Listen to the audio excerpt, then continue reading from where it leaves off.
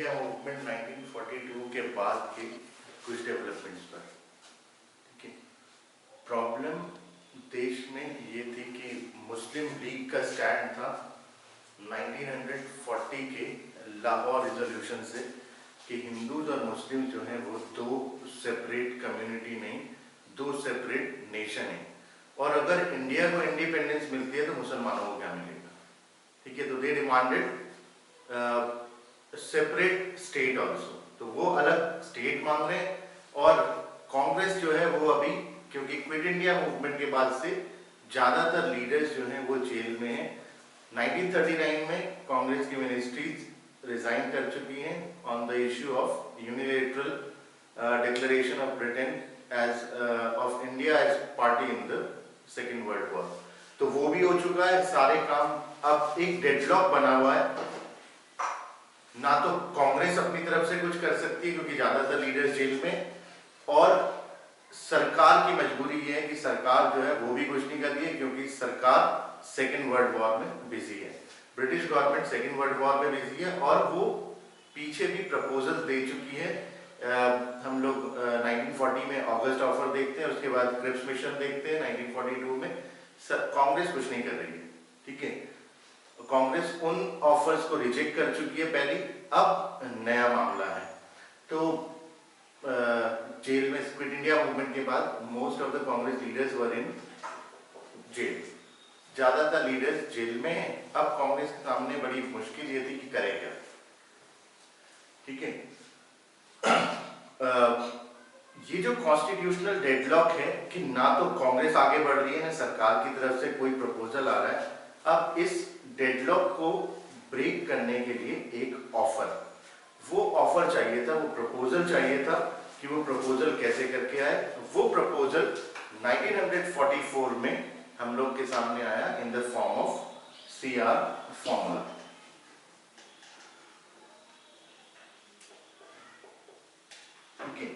सी राजगोपालाचारी ने इस constitutional deadlock के ब्रेकेज के लिए एक नया प्रपोजल पेश किया और उन्होंने तीन चार पॉइंट्स का ये प्रपोजल होता है। इस प्रपोजल में उन्होंने कहा कि इसको हम लोग डेडलॉक को तोड़ेंगे कैसे।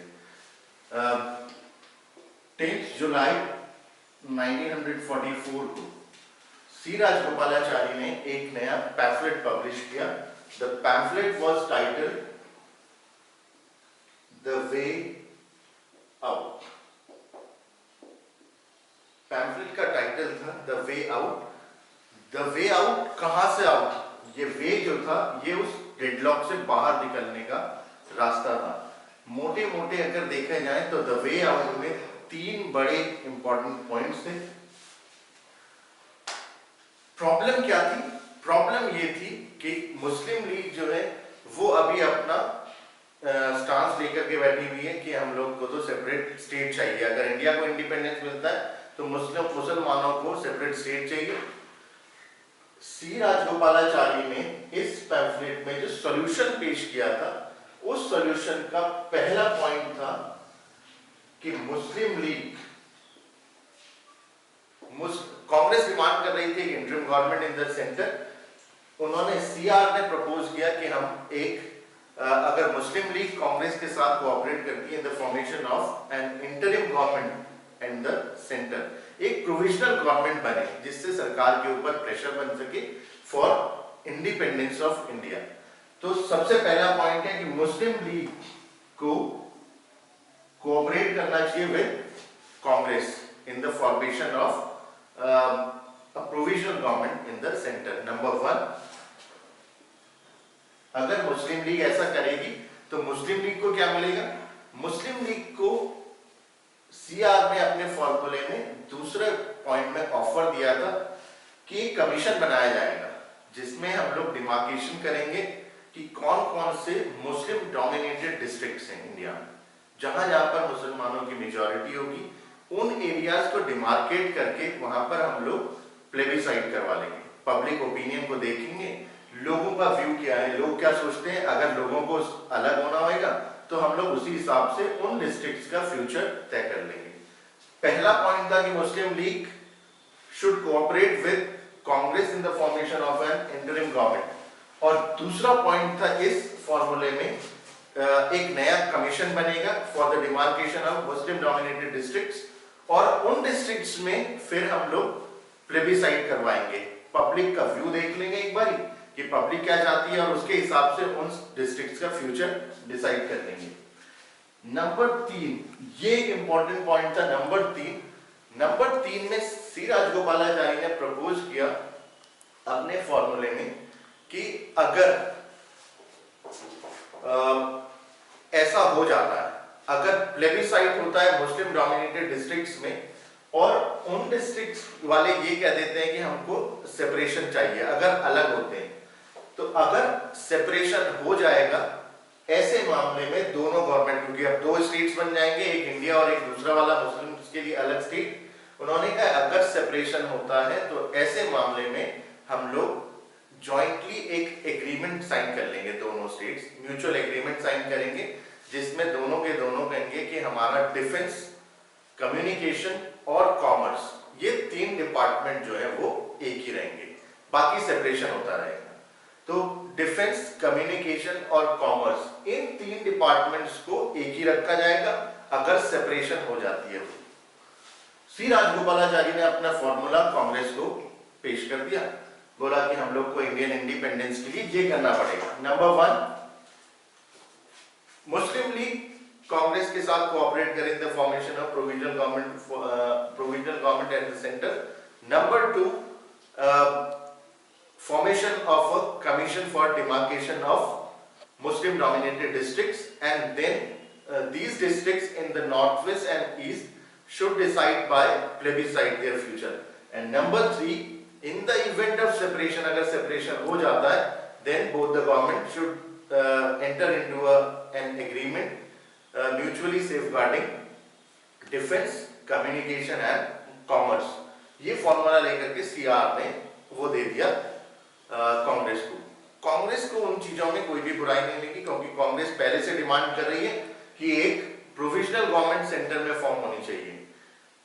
सी राजगोपालाचारी की इस बात में किसी को भी कोई दिक्कत नहीं थी। दूसरा पॉइंट जो था वो भी मुस्लिम लीग के लिए कोई प्रॉब्लम वाली बात नहीं होनी चाहिए थी, बिकॉज मुस्लिम लीग जो चाह रही थी वो सेपरेशन चाह रही थी और सेपरेशन के लिए सेकंड पॉइंट में प्रपोजल दे दिया था। तीसरा वाला पॉइंट दोनों लोगों के लिए कोई बुराई वाली बात थी नहीं। ये फॉर्मूले को कांग्रेस ने एंडोर्स कर दिया, ठीक है। कांग्रेस ने कहा कि ये फॉर्मूला हम लोगों को मंजूर है, ये फॉर्मूला चलता रहेगा। अब ये फॉर्मूले पर कांग्रेस इंतजार कर रही है कि मुस्लिम लीग का जवाब क्या आएगा, लेकिन मुस्लिम लीग का जवाब ना तो आया और ना ही आना था, बिकॉज जिन्ना जो थे वो इस इश्यू पर, सेपरेशन के इश्यू पर, he was more adamant than anyone in the world. उनको इस सेपरेशन के इश्यू पर सिर्फ एक ही डिमांड थी कि हमारे को अलग स्टेट पहले बता दो। अब 10 जुलाई 1944 में पैम्फलेट पब्लिश हो चुका है, इसका जवाब ढूंढ रहे हैं कि मुस्लिम लीग से जवाब आता है कि नहीं। वो जवाब कोई नहीं आया। जब जवाब नहीं आया तो गांधी जी ने कहा कि ऐसा करते हैं कि जिन्ना के बातचीत करी जाए। गांधी जी जिन्ना को इनवाइट करते हैं बातचीत के लिए। बॉम्बे में गांधी जिन्ना टॉक्स होती हैं, ठीक है। तो सीआर फॉर्मूले का आंसर हम लोग को मिलेगा गांधी जिन्ना टॉक्स।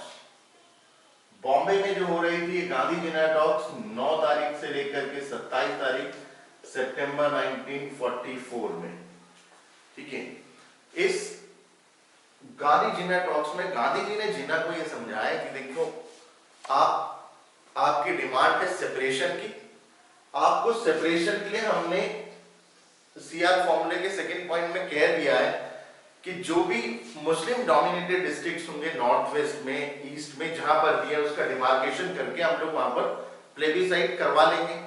जब अगर पब्लिक की डिमांड होगी तो हम लोग को सेपरेशन करने में कोई दिक्कत नहीं। Congress is not against separation. अगर प्लेबिसाइट में ये व्यू सामने आता है, लोगों का व्यू है कि अगर हमको सेपरेशन चाहिए तो हम सेपरेशन कर देंगे। सीआर फॉर्मूले में कांग्रेस ने आपकी जो मेजर डिमांड है वो डिमांड एक्सेप्ट कर ली है। हमने आपकी डिमांड एक्सेप्ट कर ली है, तो इसलिए आपको जो है वो अपना लाहौर रिजोल्यूशन, जिसमें आप टू नेशन की थ्योरी देते हो, वो टू नेशन थ्योरी और लाहौर रिजोल्यूशन रिनाउंस कर देना चाहिए, छोड़ देना चाहिए। लेकिन जिन्ना जो है वो अभी भी उतने ही एडमेंट हैं जितने पहले थे। गांधी जी के समझाने का जिन्ना पर कोई असर नहीं है। जिन्ना गांधी जिन्ना टॉक्स फेल हो जाएंगी, क्योंकि जिन्ना कह देते हैं मुझे पहले ये समझा दो कि सेपरेट स्टेट कहां है। अगर सेपरेट स्टेट पहले बता दोगे तो फिर बातचीत करने में आसानी होगी। गांधी जी के पास इन बातों का कोई भी सॉल्यूशन नहीं था, शायद गांधी या किसी और के पास भी जिन्ना की बातों का सॉल्यूशन नहीं था। इस वजह से गांधी जिन्ना टॉक्स फेल हो गई। कई हिस्टोरियंस के अकॉर्डिंग यही वो टाइम है जिस समय पर गांधी जी ने जिन्ना को कायदे आजम का भी टाइटल दिया था। बॉम्बे में गांधी ने जिन्ना को कायदे आजम का टाइटल दिया था, ग्रेट लीडर, लेकिन जिन्ना ने उनकी बात को नहीं मानी। गांधी जिन्ना टॉक्स फेल हो चुकी है। मामला वापस फिर वहीं जीरो पर पहुंच गया था। जितना हम लोग सीआर फॉर्मूले से कांग्रेस और कई और लोगों ने उम्मीदें लगाई थी कि अब ये डेडलॉक टूट करके कहीं बात आगे बढ़ेगी, जिन्ना की एडेमेंसी वो सारी की सारी कोशिशों पर पानी फेर देगी। कोई भी आगे, कोई एक स्टेप भी आगे नहीं बढ़ पाएगा। इसके बाद भी अटेम्प्ट्स हुए। इसके बाद हम लोग देखते हैं कि फिर अब कुछ लोग और डेडलॉक को तो तोड़ना ही है किसी भी तरीके से। डेडलॉक को तोड़ना है, उसके लिए